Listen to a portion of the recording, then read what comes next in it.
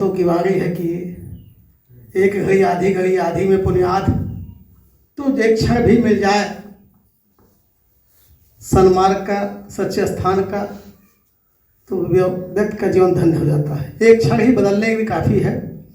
तो सबसे पहले मेरे साथ आप सभी एक बार गायत्री मंत्र। ओम भूर्भुवः स्वाहा तत्सवितुर्वरेण्यं भर्गो देवस्य धीमहि धियो यो नः प्रचोदयात्। आत्मीय बंधुओं, बहनों, माताओं, बेटियों, बेटों, ये बड़े सौभाग्य का क्षण है कि आप इस पवित्र स्थान पर, इस पुनीत स्थान पर इकट्ठा हुए हैं और बराबर हो रहे हैं। अभी जिनको मैंने मेंटर का संबोधन दिया है, उनको जिन्हें आप देवा सर बोलते हैं, मैं बड़े ध्यान से उनकी एक एक बात को मैं सुन रहा था और इसमें कहीं कोई संदेह नहीं है। कभी कभी तो मुझे आभास होने लगता है कि निश्चित रूप से उस महान चेतना का एक अंश इनके अंदर विद्यमान है, स्थापित है। ये जब कुछ कह रहे होते हैं तो ये स्वयं नहीं होते, सीधे सीधे गुरुदेव इनके अंदर उतर जाते हैं। इनकी श्रद्धा, इनका समर्पण, इनका विश्वास, इनका भरोसा। यद्यपि हम लोग लंबे समय से साहित्य पढ़ रहे हैं और अभी इन्होंने कहा कि बुद्ध पूर्णिमा के दिन दीक्षित हुए थे।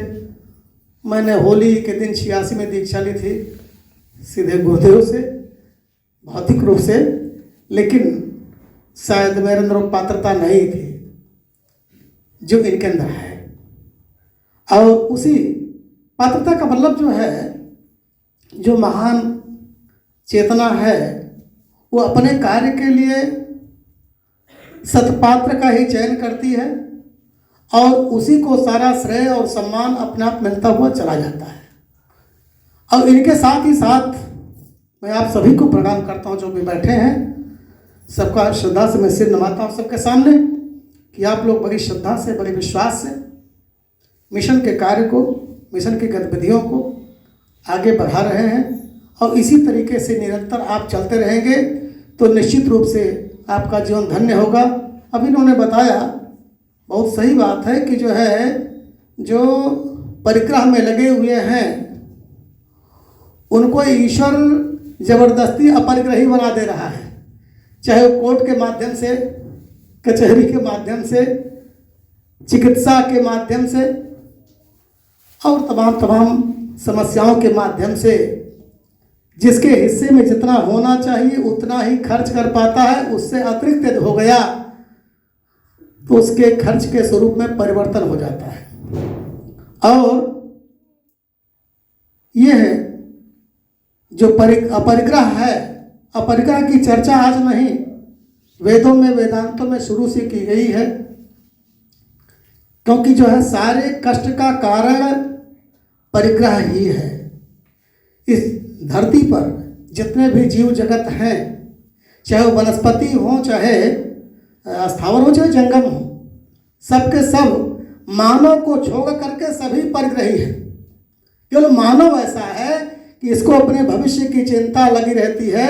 इस सबसे कम भरोसा इसी को ईश्वर पर है और इसीलिए धर्म की, भक्ति की, श्रद्धा की, विश्वास की आवश्यकता पड़ती है। अन्यथा आप देखें, चिड़ियों को बहुत ज़्यादा दाना आप डाल दें तो 2-4 दाने चुग करके वो उग जाती हैं। कभी भी आपको, आपके दरवाजे पर भैंस बंधी हुई है, गाय बंधी हुई है, उसको ना तो गैस्ट्रिक होता है, ना उसका लीवर फंक्शन गड़बड़ होता है, ना उसका पेट खराब होता है। कारण है कि जितना उसको आवश्यकता है उतना लेकर के शेष को छोड़ देता है।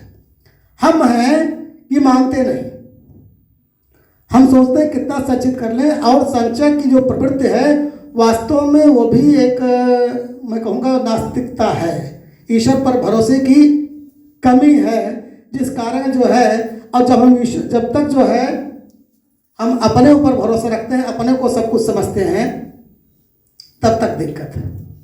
इसके बारे में महान संत कबीर ने कहा है कि पानी ही ते हिम भया, हिम होई गया बिलाए, जो कछुता सोई भया, अब कछु कहा न जाए। कहने का आशय ये है कि जल से, जलराश असात जलराश से जो है आप थोड़ा सा जल निकाल लें और उसको शीतल कर लें, हिमीकृत कर लें, तो क्या हो गया? अब वो समझने लगा कि हमारा अस्तित्व अलग है, हम बर्फ हो गए, हमारा अस्तित्व अलग है, और जब तक वो अलग है,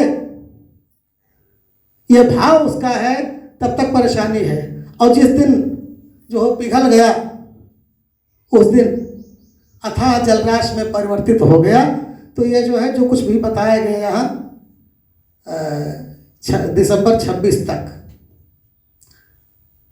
निश्चित रूप से हम सभी को तन से, मन से, धन से, जो भी जिसके पास संसाधन है, उसका अधिकाधिक प्रयोग यहाँ के लिए होना चाहिए। पर एक चीज़ मुझे जरूर कहना, क्योंकि मैं गृहस्थ व्यक्ति हूँ, कि जो है अपने जो पारिवारिक दायित्व हैं, अपने शरीर के प्रति जो साधन है सारे कार्यों का, इसके प्रति जो हमारा दायित्व है, परिवार के प्रति जो दायित्व है, या आस पड़ोस के प्रति जो दायित्व है, उसको बिना भुलाए हम इस कार्य को करें। क्योंकि कहीं ऐसा ना हो जो है हम माता पिता भाई बंधु भौजाई के द्वारा लांछित हो जाए। वह देखो गई कथा में 4 कटोरी रहकर धो चली गई होती तो क्या पूछे है ना। ये लांछन नहीं लगना चाहिए। आप यहाँ आए हैं पीडीसी में, तो कभी भी घर का कोई भी काम जो शेष रह गया है, उसको शीघ्रता से निपटा करके तब यहाँ आएंगे, तो बात कुछ और बनेगी। किसी को कहने का अवसर नहीं मिलना चाहिए कि जो है अब गई कथा पूजा में ही अब इनसे मतलब करें।